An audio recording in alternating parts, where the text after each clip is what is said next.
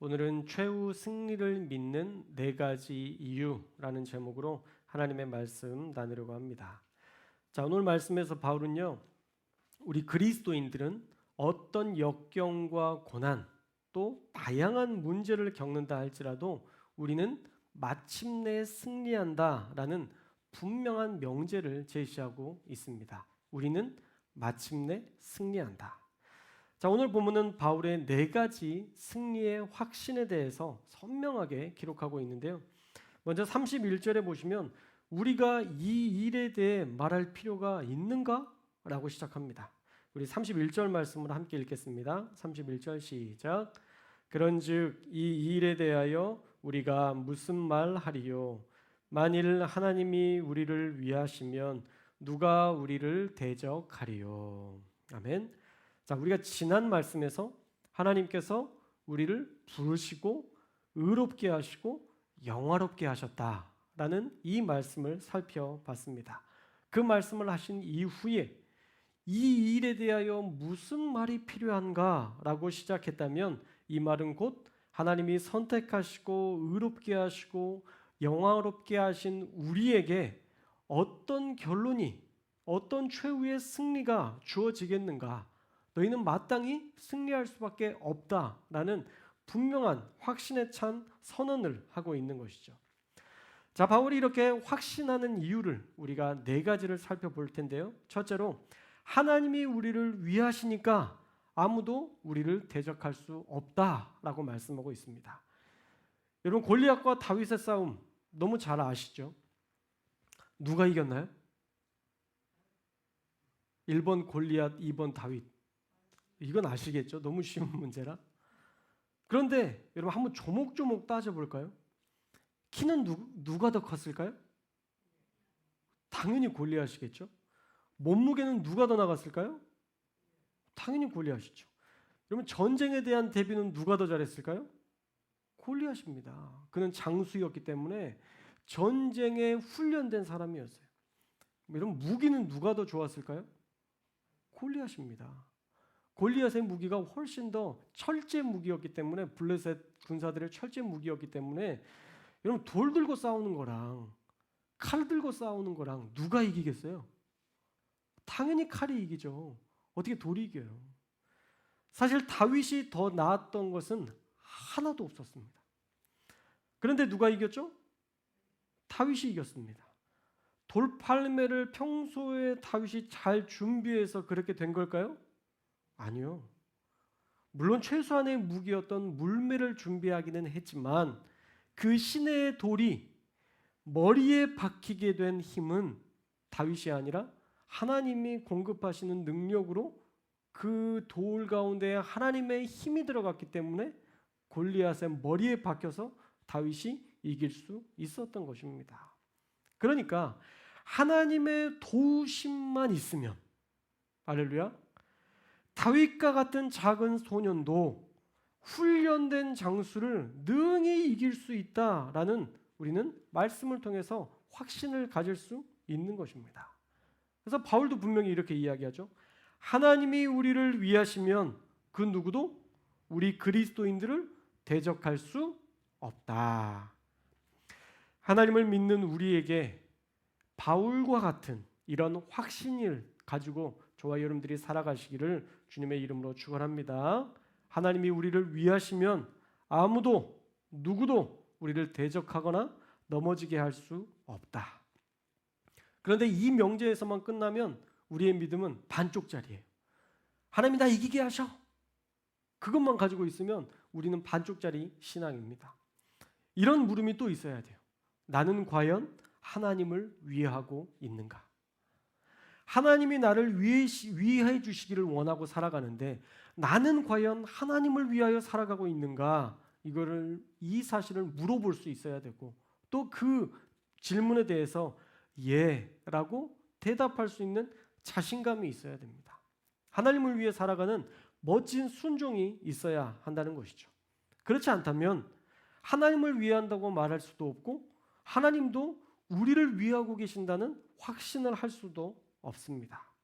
하나님이 우리를 위하신다는 확신을 갖기 위하여 우리가 먼저 하나님을 위해 살아가는, 그래서 마침내 승리를 주시는 하나님을 경험하는 저와 여러분들 되시기를 주님의 이름으로 축원합니다. 두 번째로는요, 자기 아들을 아끼지 아니하셨으니 우리에게 모든 것을 주실 것이라고 믿었기 때문입니다. 자, 우리 32절 말씀을 함께 읽어볼까요? 32절 말씀 시작. 자기 아들을 아끼지 아니하시고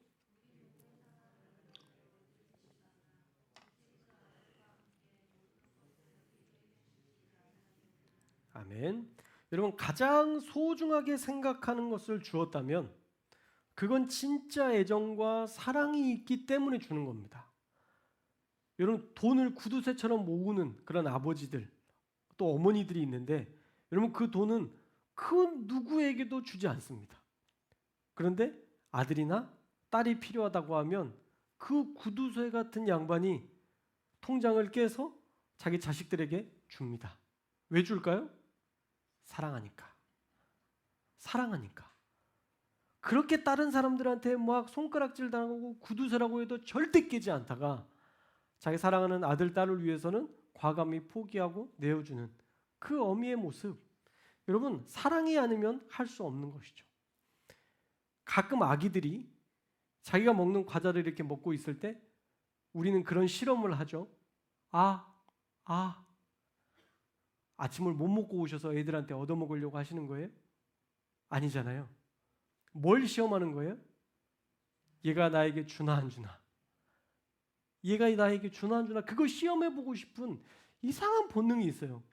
왜 애기 걸 뺏어 먹으려고 하는지 모르겠는데 이상한 본능이 있어요. 그래서 하고 싶고, 이 아이가 이걸 주면 어때요? 괜히 너무 기분이 좋아져요. 왜요? 이 아이가 자기의 전부를 준 느낌이거든요. 자기가 가장 좋아하는 그 과자를 내어주었다라는 그것이 나에게 있어서 너무 큰 선물을 받은 것 같은 느낌을 받는 거예요, 어른들은. 그리고 나서 지갑에서 뭘 꺼내요? 돈을 꺼내죠. 그 과자 얼마 되지도 않고 사실 먹고 싶지도 않았는데 내 지갑에서 갑자기 10,000원이 나와요. 맛있는 거 사주고 싶은 생각이 들어요. 왜요? 그 아이가 자기가 가장 사랑하고 아끼는 것을 내어 주었기 때문에, 자기가 가장 좋아하는 것을 아낌없이 주었기 때문에, 그가 진짜 애정과 사랑으로 나에게 주었다는 생각에 우리의 지갑을 열어 그에게 나눌 수 있게 되는 것이죠. 여러분, 군대에 있을 때에도요, 자기가 먹을 수 있는 물이 부족한데 전우들과 나눠 먹을 때 여러분 겨우 한 모금의 생수지만 전우애를 느끼게 되고요, 이 부대원으로서의 전투력이 상승하는 것을 느끼게 됩니다. 그만큼 소중한 것, 아끼는 것을 나누는 것은 애정이나 사랑이 없으면 할 수 없는 일입니다. 그런데 우리 하나님은 누구를 내어주었다고요? 자기의 아들. 자기의 아들을 내어주었다는 거예요.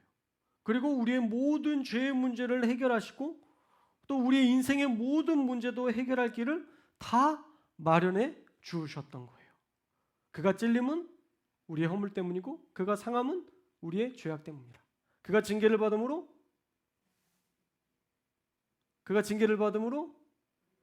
평화를 누리고 그가 채찍에 맞음으로 우리가 나음을 입었도다. 할렐루야. 여러분, 이 말씀 꼭 외우시기 바랍니다. 하나님께서 우리 가운데 예수 그리스도를 보내주셔서 우리 가운데 있는 죄의 본성, 우리 가운데 있는 치료되지 못하는 그 나음의 문제, 그리고 우리가 누리는 평화까지도 예수 그리스도를 통해서 다 해결해 주셨다는 거예요. 예수를 믿음으로 천국만 가는 게 아니라 예수님을 믿음으로 말미암아 이 땅에서 우리가 누릴 수 있는 모든 것을 다 우리에게 허락하셨다라는 말씀입니다. 양으로 생명을 얻게 하고 더 풍성히 얻게 하려는 것이라 라고 얘기하셨던 그 예수님의 약속대로 예수님은 우리를 위해서 죽으심으로 모든 것을 주셨고 약속한 대로 모든 것을 이루신 분입니다. 그러니 우리가 최후의 승리를 위해 우리에게 어떤 것을 아끼시며 주시지 않을까라는 반문을 할 수 있는 것이죠. 하나님께서, 예수님께서 여러분들에게 주는 것들에 대해서 어떤 것을 아끼실까요? 자기의 생명을 내어 주셨는데 여러분들에게는 돈을 안 줄까요? 여러분에게는 건강을 주지 않을까요? 여러분에게는 자녀들의 축복은 주지 않을까요? 자녀들의 믿음은 주지 않을까요? 왜요? 그럴 이유가 하나도 없는 거예요.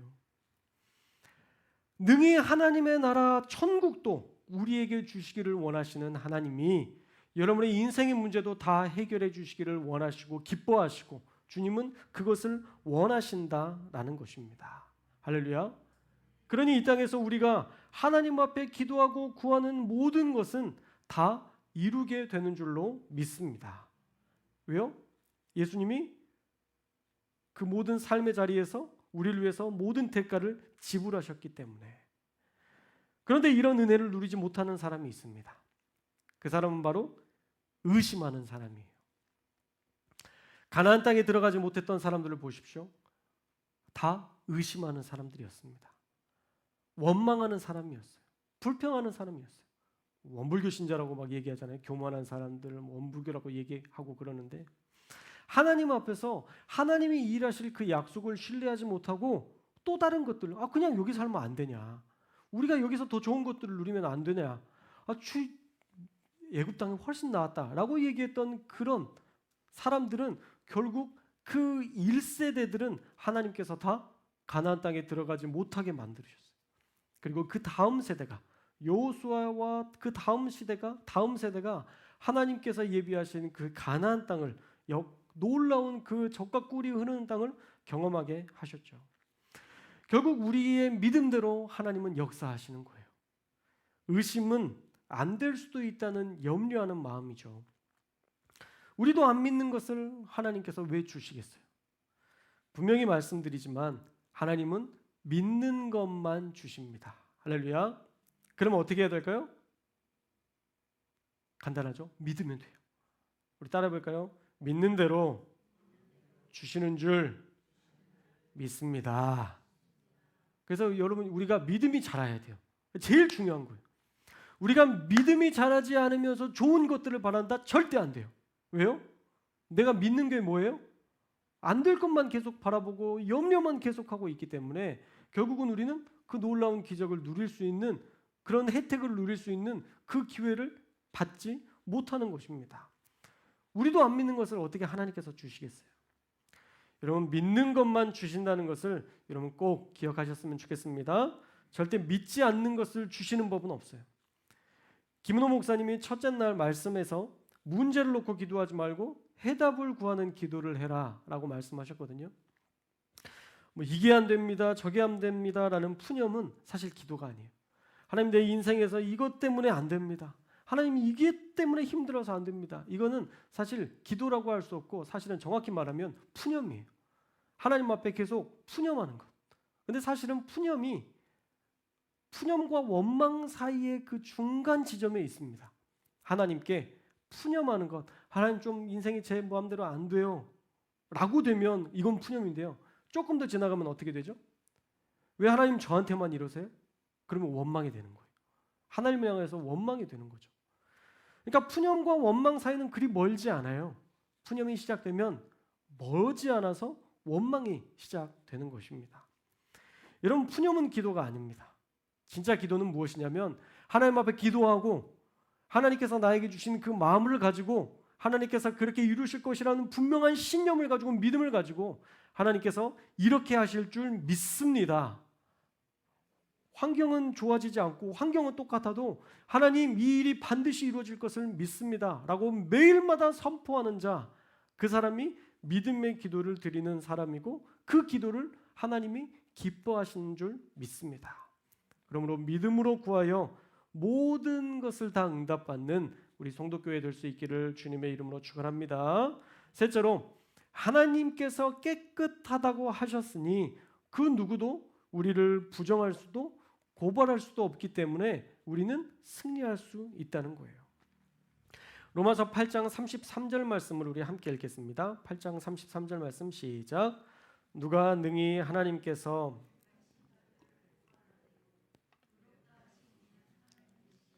아멘. 자, 얼마 전에 간증했던 손양원 목사님의 아들을 죽인 안재선 씨의 아들 안경선 씨가 목사가 되어 간증했던 것을 다니엘 기도회를 통해서 여러분 보셨을 겁니다. 이 손양원 목사님의 입장에서든 교회의 입장에서든 목사님의 두 아들을 잃은 것은 가슴 아픈 일이고 목사님 개인적으로도 사실은 감당하기 힘든 일이었을 것입니다. 그런데 손양원 목사님도 이런 마음으로 이 두 아들을 죽였던 안재선 씨를 용서하셨을 것 같아요. 하나님이 이 사람도 사랑하시니 나도 이 사람을 사랑해야 된다. 이 사람도 구원받아 마땅한 사람이니 내 아들을 죽인 것도 용서하리라. 손양원 목사님은 사람을 보지 않고 하나님을 바라봤습니다. 그리고 하나님 앞에 기도할 때에 원수를 내 몸과 같이 사랑하라는 음성에 내가 그들을 정죄하지 않는다라는 하나님의 말씀에 아무런 사심 없이 그를 용서할 수 있었던 것입니다. 물론 누군가에게 정죄를 받는데 나는 그 사람을 정죄하지 않고 예수님처럼 사랑한다. 이러면 사실 버거운 일이고요. 부담되는 일이기도 합니다. 그러나 최후의 승리를 보장받은 우리가 마땅히 예수님처럼 살아가야 하지 않겠습니까? 혹시 지금까지는 우리가 그렇게 살지 못했다 할지라도 여러분 지금부터라도 누군가를 정죄하기보다 수용하고 받아들이는 그러한 사랑의 마음으로 살아가는 우리 성도님의 삶이 되어야 할 줄 믿습니다. 하나님께서는 죄 많은 우리도 용납하시고 고발하지 않으셨는데 우리가 뭐라고 남들을 정죄하고 고발할 자격이 있겠습니까? 여러분 이 사실을 잃어버리지 말고 용서받았으니 용서하며 살자라고 다짐할 수 있는 우리 성도교회 될 수 있기를 주님의 이름으로 축원합니다. 자, 마지막으로 주님이 우리를 위해 기도하시기에 우리는 낙심하지 않고 최후 승리를 믿을 수 있습니다.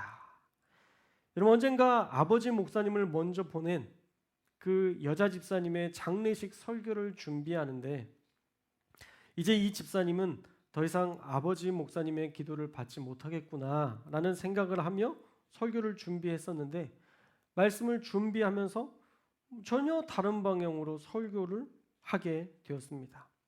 더 이상 아버지의 기도를 받지 못하는 게 아니라 오히려 아버지가 예수님 곁에 더 가까이 가기 때문에 하나님께 직접적으로 예수님께 직접적으로 자녀들을 위해서 기도하실 수 있겠구나라는 생각이 들었습니다. 그리고 그렇게 그때 설교를 하고 선포를 했었는데 이번에 저희 아버지께서 하나님의 부르심을 받은 이후에 더 확신하게 됐습니다. 아버지께서 돌아가시기 전에 있었던 난제와 같은 일들이 하나씩 해결되어졌고 결국 형님의 담임 사역까지 아버지의 기도로 해결되는 것을 보면서 아버지의 기도는 끝난 것이 아니라 예수님 곁에서 더 간절히 기도하시겠구나라는 생각을 하게 됐어요. 그런데 오늘 본문에는요. 더 놀라운 차원의 기도가 등장하는데 우리 육신의 부모가 아닌 누가? 예수님이 우리를 위해 기도해 주신다는 거예요. 하나님과 동등됨을 취하지 않으셨던 그러나 동등하셨던 예수님께서 우리를 위해 친히 간구하신다라고 오늘 본문은 말씀하고 있습니다. 자, 우리 34절 말씀을 함께 읽겠습니다. 34절 말씀 시작. 누가 정죄하리요 죽으실 뿐 아니라 다시 살아나신 이는 그리스도 예수시니 그는 하나님 우편에 계신 자요 우리를 위하여 간구하시는 자신이라. 아멘. 자, 마지막에 뭐라고요? 우리를 위하여 간구하시는 자다. 무슨 말이에요? 우리를 위해서 기도해 주시는 분이라는 거예요. 우리를 위해서 기도해 주시는 분. 죽으시고 부활하신 우리 주님이 하나님 우편에서 우리를 위하여 간구하시기 때문에 우리는 최후 승리를 얻을 수 있다라는 거예요. 우리 아버지가 기도해도 힘이 나는데 우리 예수님이 우리를 위해서 직접 기도하신다면 우리는 얼마나 더 놀라운 기적적인 역사를 누릴 수 있겠습니까? 여러분, 이 귀한 진리가 저와 여러분에게도 믿어질 수 있기를 주님의 이름으로 축원합니다.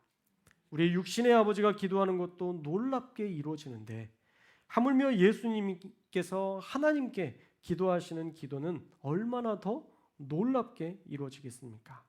할렐루야. 여러분을 위해서 기도하시는 예수님이 있다는 것을 여러분 꼭 기억하시기를 주님의 이름으로 축원합니다. 나를 위해서 기도하는 사람은 한 명도 없어. 한 명도 없나요?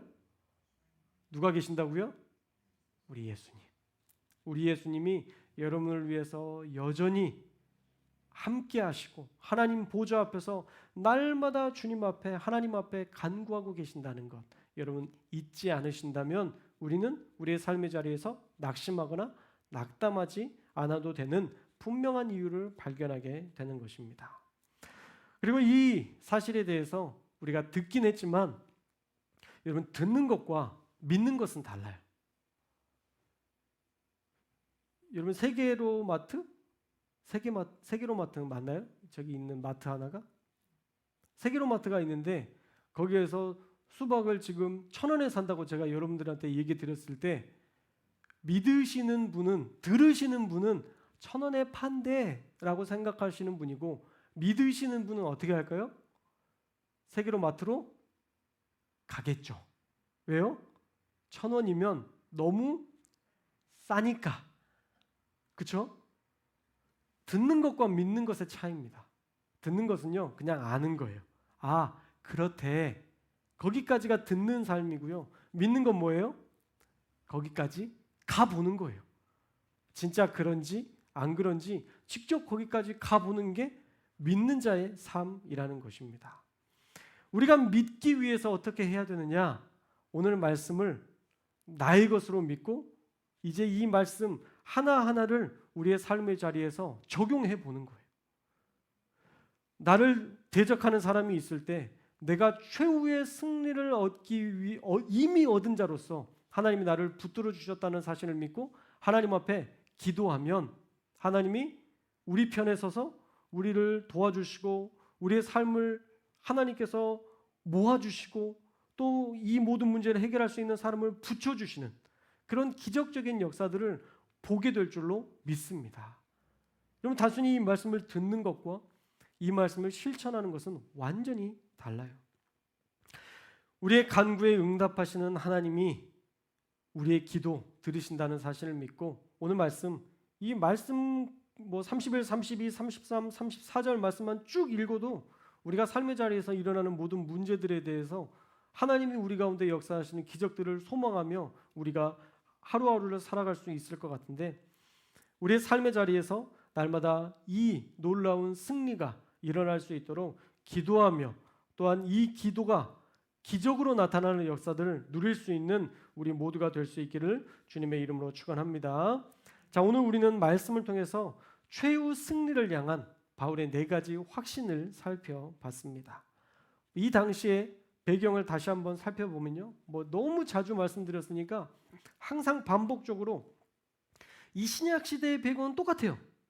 로마의 압제, 유대교의 압제, 성도들의 배신, 그리스도인으로 살아가다가 너무 힘들고 압제가 심하니까 그들이 하나님을 예수 그리스도를 부인하고 다시 유대교로 돌아가는 이런 일들이 계속 반복되는 역사적 배경이 있거든요.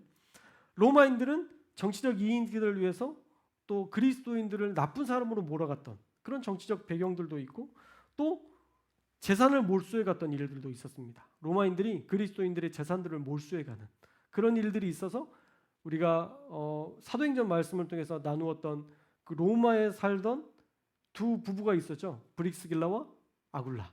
이 부부가 재산의 그런 모든 것들을 다 로마에 환수당해서 이 바울이 있었던 그 자리로 왔을 것이다라고 추정했었잖아요. 그렇게 많은 삶의 문제들이 그리스도인들은 가지고 있었다는 거예요. 그러니까 자기가 만든 문제가 아니에요, 사실. 로마가 압제하는 거 이거 어떻게 해요? 여러분 유대교가 압제하는 거 우리가 그 사람들이 어떻게 할 수 있습니까? 그들이 도저히 감당할 수 없는 그런 문제들 가운데 있었는데 바울은 로마 교회 성도들에게 이런 어려움이 있다 할지라도 승리를 확신하라라고 이야기하고 있는 거예요. 첫째로 하나님이 우리 편이시니 그 누구도 대적할 수 없기 때문에 너희가 최후 승리를 얻게 될 것이다 라고 얘기하고 있고요. 둘째로 자기 아들을 아끼지 않으셨던 그 예수님, 그 하나님이 그보다 못한 것들은 우리에게 마땅히 주실 것이니 승리를 확신하라 말씀하는 것이고요. 셋째로 하나님이 깨끗하게 하셨으니 우리를 부정할 수도 고발할 수도 없기에 승리를 확신하라 라고 말씀하는 겁니다. 로마가 아무리 압제하고 유대교가 아무리 너희가 틀렸다고 얘기해도 하나님이 너를 인정하시고 하나님이 너를 붙들어 주시니 아무도 너를 고발할 수 없다라고 하나님이 그들의 편에 있어 주시는 것이죠. 마지막으로 주님이 우리를 위해서 기도하기 때문에 낙심하지 말고 최후 승리를 믿으라 말씀하고 있는 것입니다. 그러니 사랑하는 여러분, 어떤 때에도 낙심하지 말고 승리를 확신하며 기도하는 저와 여러분들 될 수 있기를 주님의 이름으로 축원합니다. 여러분, 믿는 자에게는 능치 못할 일이 없다고 말씀하신 그 말씀을 신뢰하십시오. 다니엘 기도에 나왔던 사람들이 특별한가요? 여러분, 다니엘 기도에서 간증하시는 분들의 이야기가 뭐 특별해서 그들만 하나님이 막 너무 이쁘고 막 금수저고 막 그래서 그들이 지금 다니엘 기도의 간증자로 세워졌나요? 아니에요. 제가 봤을 때는 이쁜 걸로 따지면 우리 송도교회 성도님들만 못해요. 할렐루야. 안 그래요? 그런 자부심 없으세요? 하나님 앞에 신실하게 살려고 몸부림치는 걸로 따지면 우리 송도교회만 못합니다. 근데 그분들은 어떻게 그 자리에 있어요? 단 하나의 차이예요. 그분들은 믿어지지 않아도 가봤어요. 장애인 사역하는 것이 너무 힘들고 어렵지만 그럼에도 불구하고 그 자리에 가봤어요. 그리고 그 일들을 해봤어요. 그러니까 하나님께서 그를 높여주셔서 더 위대한 일을 할 수 있도록 불러주시고 사용해 주신 것입니다. 하나의 차이죠. 가본 사람과 안 가본 사람. 저와 여러분은 가본 사람이 될 수 있기를 주님의 이름으로 축원합니다. 오늘 말씀 잘 기억하셔서 안 되는 것들을 놓고 하나님, 오늘 목사님께서 이렇게 해서 반드시 승리를 주신다고 하셨는데 하나님 두고 볼게요. 제가 한번 기도해 볼게요. 하나님, 그동안은 안 될 것 같아서 내가 기도도 안 했는데 이번에는 한번 목숨 걸고 한번 기도해 볼게요. 여러분 도전하십시오. 그래서 그 일이 이루어진 것에 대해서 여러분들이 간증할 수 있었으면 좋겠습니다. 우리의 삶의 자리에서 기도했더니 하나님께서 이렇게 이루시더라. 도저히 변하지 못할 것 같은, 도저히 변하지 않을 것 같은 이 상황과 환경들을 기도하니 하나님이 바꾸시더라. 그런 고백할 수 있는 저와 여러분들 될 수 있기를 주님의 이름으로 축복합니다. 그 말씀을 신뢰하며 기도하며 감사하며 찬양하며 확신할 때 하나님은 반드시 이 일을 우리에게 주실 줄 믿습니다. 오늘 말씀 잘 기억하여 날마다 승리를 확신하며 살고 승리를 누리며 살아가는 우리 성도교회 될 수 있기를 주님의 이름으로 축원합니다. 기도하겠습니다.